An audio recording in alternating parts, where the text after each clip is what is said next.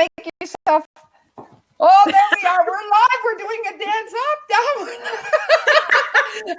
Hello, everybody. Welcome to the Women Talk Show. And my guest this morning is the amazing Kelly Falardeau. Good morning, Kelly. Good morning, Brigitte. So good to see you this morning. It's been a while since we've chatted, so I'm so excited to see you. And we were trying to get all of these technicality to work out, and we're like, okay, so I'm way taller than you. Yeah, so let me rise and lower. I know. I was sitting on my pillow, and then I thought maybe I have to sit on my knees instead. Yeah, oh, we're good now. We're about the same height. Actually, you're taller than me. How often does that happen? I know. I'm usually the short one in the bunch. So tell me about you. Well, first, let me introduce you. I would like to share with people that you have been a part of Women Talk from almost the very beginning. You were a speaker at one of our first events. I think it was 2014 when you spoke. Did you speak twice when we were doing the bigger at Cardell, or just once? I think it was only once. I think once, and then you had me come speak at one of the chapters. Yeah. So in 2014, then I believe is when you shared your story for the first time. It was videoed. I've actually put it in my newsfeed if you guys would like to see what Kelly looks like. And you've come a long way since then, haven't you? I have. And I still show that video too. So, it was so good. It was God. so good. You did so good that day. You were so relaxed. You sounded so good. And I must tell you that I am not shocked whatsoever that you have done multiple TEDx talk, because you're an amazing storyteller. Oh, well, thank you. That's one of my passions. And it's one of the things that I've been working on in the past 2-3 years is to really learn how to tell a story. Because when you learn how to tell a story, you can impact people in ways you never thought was possible. And that was what I loved about Women Talk, was that it was all about the stories. And, there was no real pressure, right? It was just like, get up and be you and be authentic. And that, when I watched that video, I'm like, oh my God, I don't even know how people understood me, because I made so many mistakes when I was speaking. And it was like, oh, wow, that was the real me. And I must tell you, so I've been doing this now since 2012, and I have found out that it is truly, truly not about perfection. It's about how honest you are and how you are sharing from the heart, like not try to sound so intelligent and so good. And like you fumble, but people make this connection with you that is a true connection. Well, it was so funny because I still remember that speech, because, I got on stage and then all of a sudden I had a hot flash, and I was like, oh my God, I'm having a hot flash. I need to take off my jacket. And so I did.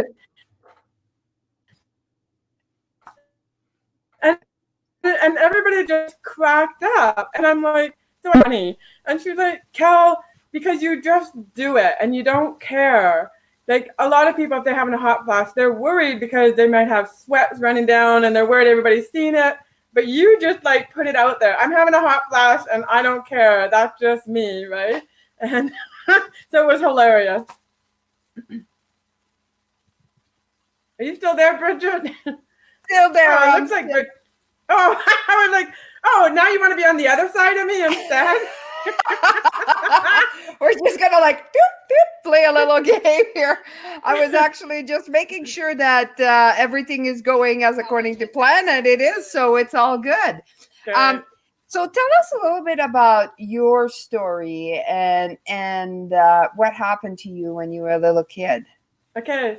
So I got burnt as a 2-year-old to 75% of my body. So we lived on a farm, and my cousins were throwing shingles in the fire, and the spark came out, and basically I exploded into flames.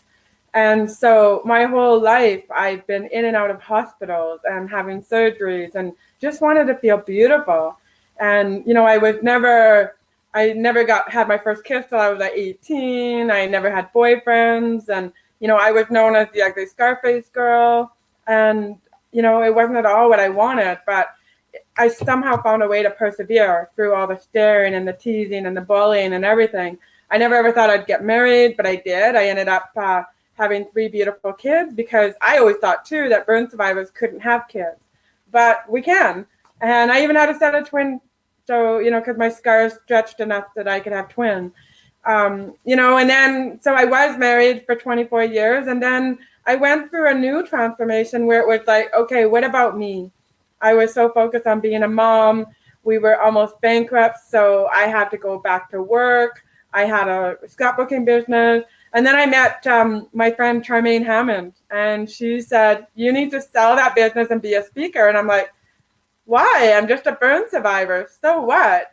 And she's like, no, you need to sell that business because people will be so inspired by your story. And at that time, I didn't know what my story was. Yeah, I got burnt, but I didn't really get it. So I actually became a speaker. And then a few months later, I actually started my divorce. I asked myself this one question. It was our 24th year together. And it was our anniversary. And he fell asleep. And I said, I went to the bathroom and I cried my eyes out. And I'm like, oh my God, like 24 years. And I heard that little voice in my head, and it said to me, you've been married for 24 years. You're only 44 years old. Can you do another 24 years like this? And I said, no way, I can't do this. And so I said, that little voice just said, I said, help me. And so that was when I decided to start my divorce.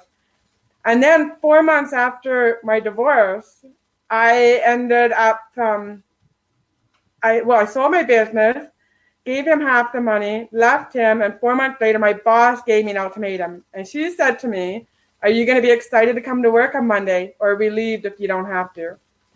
And that question hit me right to my core, because I knew I wanted to be a speaker full time, but I just left my marriage, and now I was losing my job. And I was living in my aunt's basement in a little bedroom. It was just like, I was devastated that my whole world was changing. But what happened after that was I won the Woman of Distinction. I got the medal from the Queen. I became a speaker full time, a best-selling author. All these things happened because I decided I was going to put myself first. I was going to see my true value and make things happen. Amazing sometimes how the universe gives you a little kick in the booty, Oh, that was a like, major kick. By the way, you're getting divorced and you're going to lose your job just because you need to shake it up a little. Oh my God. And I have a question for you. Say that again, sorry. Go ahead. I have a question for you. I've always wondered, do you remember getting burnt? No, I don't. I don't remember anything till I was about 5 years old. So I feel like my life didn't start till I was 5. And in fact, when I was about 18, because there was only like 5 pictures of me before I was burnt, I tried to convince myself that I was actually born that way. Because nobody would tell me what happened. Oh, interesting. There was so much guilt and shame around me getting burnt. My mom fits in the era, right? Like people never used to talk about stuff. You didn't share your personal stories because shame or whatever, guilt. Well, they felt guilty that I got burnt. Yeah. Because to them, it was a sign that they were being irresponsible. My grandpa felt crappy because he told my cousins to burn the single, so it was his fault. My mom felt crappy because she was going to keep me inside to change my diaper, and she never did. My cousins felt guilty because they threw the shingles in the fire, and they shouldn't have. They should have been protecting me. And, it didn't land on them. And so, there was a lot of guilt and shame around my accident. And you know what I love about you is you are the proof of what I've been saying. Like you are exactly what I've been saying is you don't have control over what happens to you, but you do get to decide the meaning of it. And look at you, what you've done with it. It's crazy. Oh, totally. It's totally true. Like there's burn survivors out there that are so ashamed of what they look like and so upset about what has happened to them that they won't do anything with it. They see it as a tragedy. How many times do we have something that happened to us and we use that tragedy to hold us back? And instead, I said, okay, this is me. Let's find the gift in this. Like even when I lost my baby, like I held a dead baby. You know, my baby was 28 weeks old and she was born stillborn. And it was like, what's the gift in that? And at the time I couldn't see the gift, but then I got pregnant with twins. And we never would have had the twins if I would have had her. We would have stopped at the two girls. Yeah. And so the gift is that, you know, I now have these beautiful twin boys who are amazing, like my daughter. So I know. I love that. I really love that. And like you said, you know, like you put whatever meaning you want to it, like, and you've done amazing, amazing, amazing things. So tell us a little bit about what you do. And so you're a speaker, but you also help people, you write books, you had a show, like you have a movie that was released, was it about a year ago? Almost 2 years ago. So yeah, now. This is what happened. I had an idea for a book called Still Beautiful. And so I went to Maui to actually learn from Hay House about how to write a book proposal. And so I did that. And I actually got to meet Wayne Dyer and Doreen Virtue, my two favorite authors at the time. And actually I got to give them both each one of my blankets. My very first prototype for my blankets, I got to give it to them. So anyway, I wrote this book proposal and it was for a contest and I didn't win the contest. And I was a little disappointed because, you know, who's not disappointed when you don't win, right? And so I said to myself, okay, there's obviously a reason I had to write this book proposal. And I heard that little voice in my head and it said, email Brian. And Brian works for a broadcaster called Accessible Media Incorporated here in Canada. And I said, Brian, I'm being encouraged to write my book and make it into a documentary. I don't know if this is something you guys might be interested in, maybe, but maybe not. And he goes, send it over. There's no stupid ideas. So I sent it over to him and he introduced me to the manager of original programming. And he said, okay, I want a meeting with you. We want this project. Do you want to co-produce it or do you want to produce it on your own? He says, we co-produce it with you. We'll put some money in the pot. And I was like, yeah, oh, hell yeah, I want the money, right? Thank you very much. Yeah, give me the money, right? Or show me the money. So anyways, they hired a producer that they wanted to work with based out of Toronto. And we made a documentary about my life story called Still Beautiful. And it launched on TV in Canada a year and a half ago. And it's just been amazing. They recreated my accident of how I got burnt as a 2-year-old. It's really good, actually. It's really good. I really enjoyed it. Yeah, they've done an amazing job with it. I had no idea how they were going to take, 51 years of my life and make it into a documentary, but they did a fantastic job. So what's happening with the movie now? Where can people see it, buy it? Like, how does that go? So it was in theaters. It was on TV, theaters. And so what's happening with the movie right now? Well, if you're based in Canada, you can watch it on AMI's website. And then we're still trying to line up some more places to, show it. And we want to get it outside of Canada too. That's our big dream, is to get it around the world so that people can see it all over the place. And people are just loving it because it really gives them permission to love who they are without having to be perfect. And in today's society, we're so focused on having the perfect hair and the perfect makeup and the perfect bag and the perfect car and the perfect house and the perfect lifestyle that, we are bombarded with all these messages that we have to be more than enough. And why I love the theme of your convention is, it's all about you're more than enough, right? Yeah, for sure.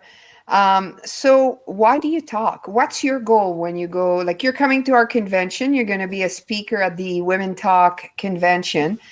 So when you go on stage and you share your story, what's your goal? My goal is to have people to look at themselves in the mirror in a whole new way. So many people have said that to me, that after they hear me speak, they're able to go in the mirror and love who they are. And so that is my goal, is to see that you don't have to be perfect in order to be beautiful or in order to have a great life. And that's the whole goal, is that, we think we have to be perfect, and we don't.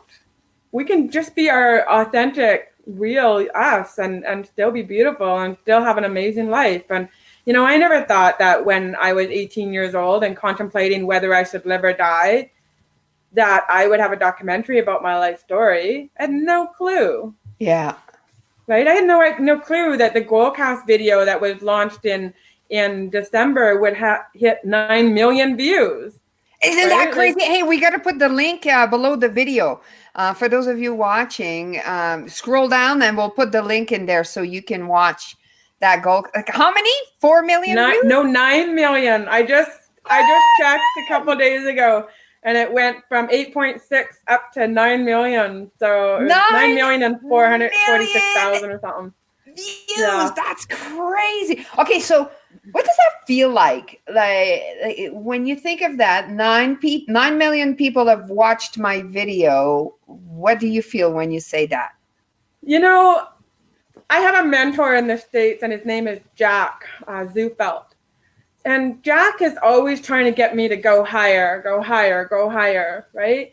And I remember about 6-7 years ago, him saying to me, you know, is it possible that you could have impacted 1 million people? And I'm like, 1 million? How could I have impacted 1 million people? And he's like, well, look, think about all the radio shows you've been on, the newspaper articles, and the speeches you've done. Is it possible? And I'm like, maybe. And so, you know, this week when I'm reflecting and I'm thinking, okay, so Goalcast is 9, and then I've affected probably another 1 million. It's like, oh my gosh, my story is impacted 10 million people. And so I was talking to a friend of mine about LinkedIn, and anyways, he goes, do you realize that if you've like the whole city of New York has seen your video? Like 9 million people is the whole city of New York. Yeah. It's like, oh my God, like that's incredible. Were you in New York? Pardon me? Were you in New York? Speaking of New York? I'm actually I'm going in end of September. I'm going to New York again. And I'm doing 3 speeches in New York. So, yeah. Wow. So you guys, like, I am honored. I mean, you know, that Kelly is coming to our convention to speak because you're the big deal, man.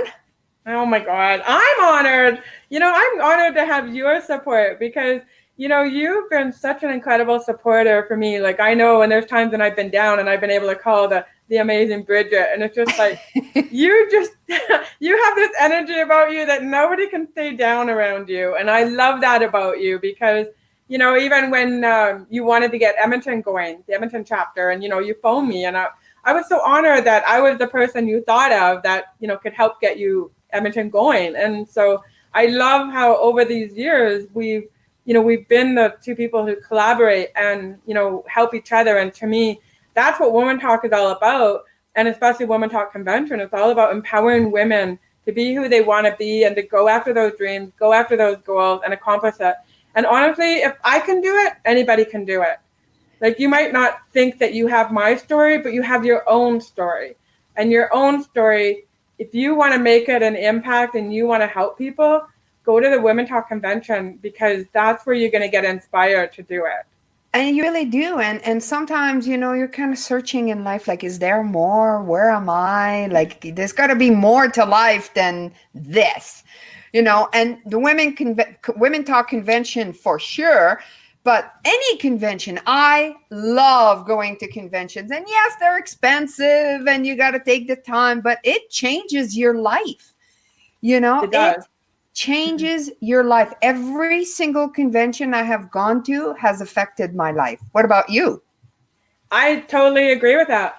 In fact, one of my dreams as a child was to go to Africa. And so I went to a convention, a women's convention in LA.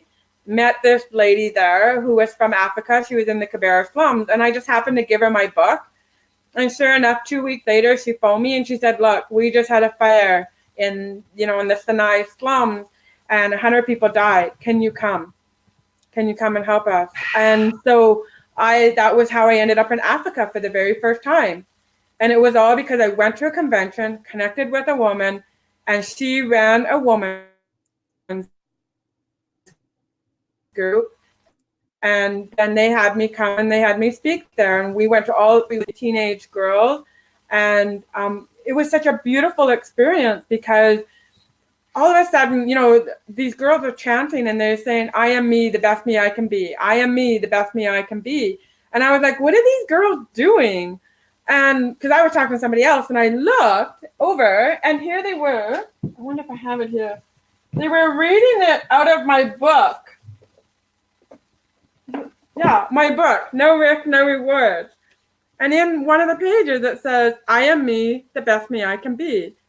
So it's like, oh my gosh, it's like my book, these words that are in my head that I put in my book are being used to inspire teenage girls in Africa. And it's all because I went to that convention in LA. So we never know what kind of impact we're going to have on people. And that's why it's so important that we share our stories, get them in paper, get them on stage, go to the convention, impact somebody. I know. And often, people don't feel like they have anything special, but I always think, like, just think about this. It takes like 30 million sperms or so. And out of those 30 million, one makes it to the egg, and that's you. So right off the bat, when you're born, your odds were so crazy, and everybody's so special and so different and so unique. And once we stop trying to be what other people want us or what we think we should be, and we just be us, then we're amazing. Yeah. Exactly. I had to quit comparing myself to other people. And that was the thing, right? Like I'm going to have scars on my face for the rest of my life or my whole body. That's just the way it is. So, but you know what? Oddly enough, to me, your scars make you beautiful.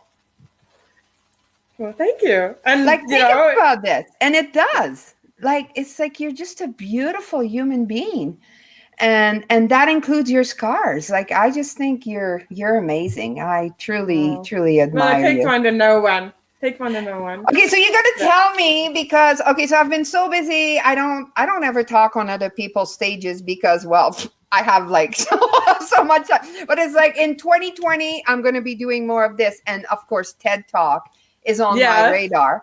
So tell me, what was it like to do your first TED Talk? And to me, it excites me because I love TED Talks, right? So what was it you like? Were there. I was there. Woo! I know. Oh my God.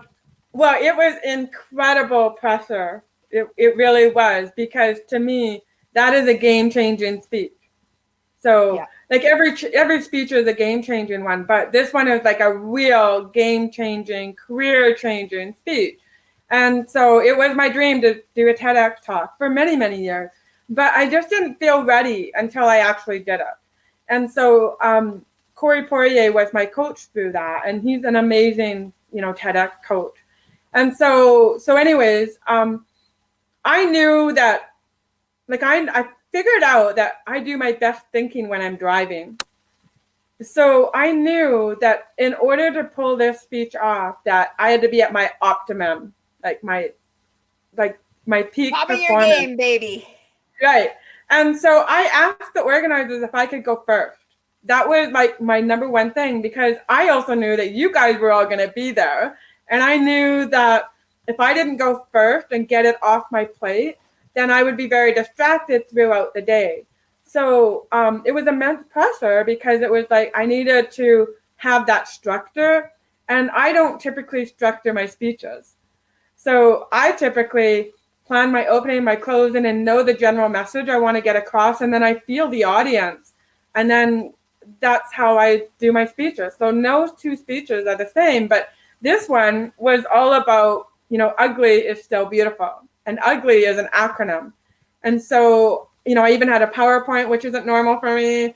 And, I wanted to do this, by the way? Does TEDx makes you have it all written down and memorized and PowerPoint and all that? No, they don't. They prefer you to. Okay. Right? So but that was a personal choice. You don't have to. Yeah, people need to memorize it, but the problem with memorizing is that it sounds too contrived. It sounds too rehearsed, and people will rush through it. right? Because they just want to get all the words out because they don't want to forget it. And so I knew that there was 4 stories I wanted to tell, and I knew generally how I wanted to tell them and what order I wanted to tell them, but I didn't have it. I didn't have it scripted. I'm not a scripted person. I tried. It just doesn't work for me. It doesn't, and I, you can feel it when it's totally scripted. And I must tell you, so I was in Edmonton for your TED Talk, and you were my favorite. And I don't say that because I love you and you're a friend. I say that honestly because it was my favorite. It was a talk, and going to TED Talk actually made me realize, wow, like Women Talk is really good, because Women Talk is women like you. And the stories, right. Like, I mean, you're a professional speaker, so obviously you're really good at it, but it has a very different feel than TED Talk, doesn't it? You know, it's all about the story. And I think those are the ones that did the best, was the ones that told the story. Most people are trying to give facts and figures, and they're trying to just tell you how to do something, but they're not putting the story with it. You are so gonna like my convention this year, because it's really all about this. We've entered the era of the Dream Society. Rolf Jansen, go look him up. It's amazing. He predicted all of this. What we're doing right now was predicted in 1996. It's crazy. Well, I just knew that I couldn't miss out on this one. Yeah. All right. So this is like, oh, thank you for being on the show. I just absolutely adore you. I want to hang out with you more. God damn it. Move to Calgary.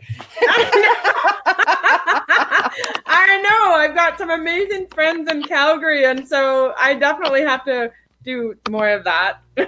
And so you're going to be speaking at the Women Talk convention. You're going to be there for the whole weekend. People can come and meet you. You're going to bring your books? I don't know if I have any books left, but